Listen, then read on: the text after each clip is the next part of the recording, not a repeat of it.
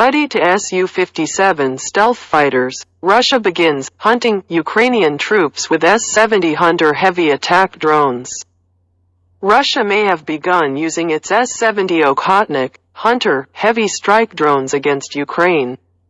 This interpretation is based on images of the drone flying over Ukraine, published by Ukrainian Telegram channels and reported by Turkish media.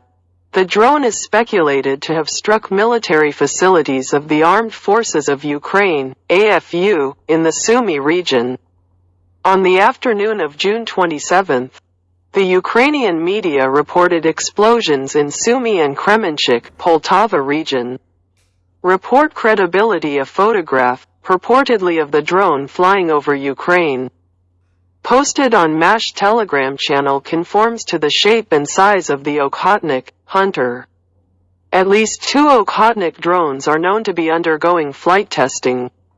In June 2022, Janes reported, quoting RIA Novosti, that the S-70B Okhotnik had conducted its first test launch of precision-guided munitions, PGMs, against ground targets on May 28, 2022. The drone had launched air-to-surface missiles developed for the manned Sukhoi Su-57. Janes reported that the missile was likely the Kh-59 Mk2 standoff cruise missile, a development of the Kh-59 series heavy tactical missile that entered service in the early 1980s. Kh-59 Mk2 range and payload estimates vary widely, but it's likely to be able to reach targets at least 150 miles away while carrying a 500 pounds warhead. The modular nature of the design may allow for multiple configurations, such as larger fuel sections to be swapped for smaller warhead sections. Izvestia reported in February 2020 that the Grom Thunder 9A7759 glide bomb had been integrated with the Okhotnik. The drone can carry 4 Groms in its internal bomb bay. The Russian Ministry of Defense, Rumad, has not commented on the report. Drone availability. As per open source information, 2 Russia Okhotnik prototypes are undergoing flight testing, and 2 more are under construction, flight testing. The first prototype, which features a non-stealthy circular exhaust, flew for the first time on August 3, 2019.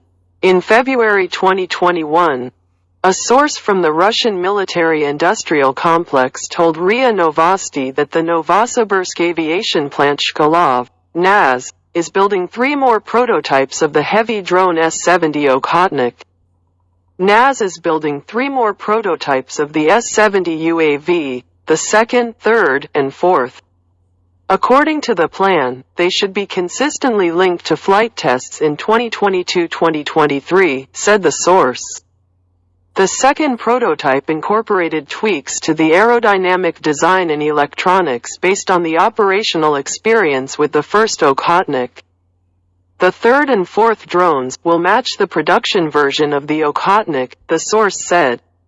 In March 2021, it was reported that construction of the second prototype of the S-70 Okhotnik was underway.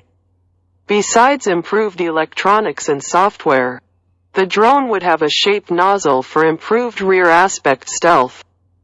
On December 14, 2021, Russian Deputy Defense Minister Alexei Krivoruko reportedly told Russia 24 TV channel that a serial contract for the supply of the S-70 Okhotnik would be concluded within 6 months.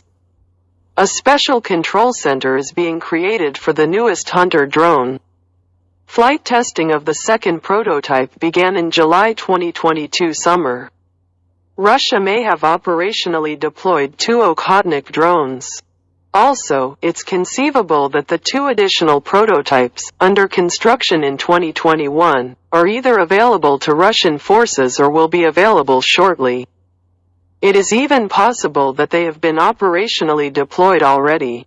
The Su-57 S-70 combination. Russian officials have consistently reiterated that Okhotniks can operate under the control of a Su-57 fighter jet pilot.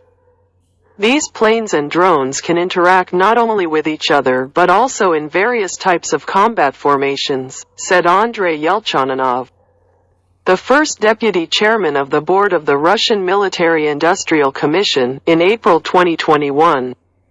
Within a very short time frame, there will be a possibility to control several Okhotnik drones from the Su-57 cockpit. Prototype. The use of the first prototype would also be logical. Having been under flight testing since 2019, the prototype has likely served the purpose that it was developed for.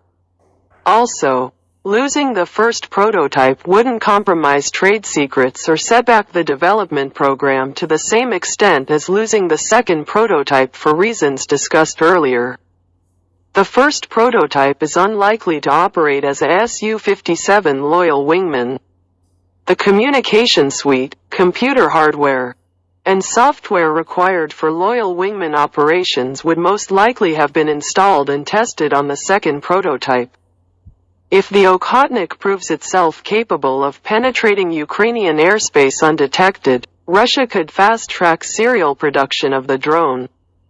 Russia's competent military-industrial base could eventually turn the tide against Ukraine, which relies heavily on free Western weapons supply.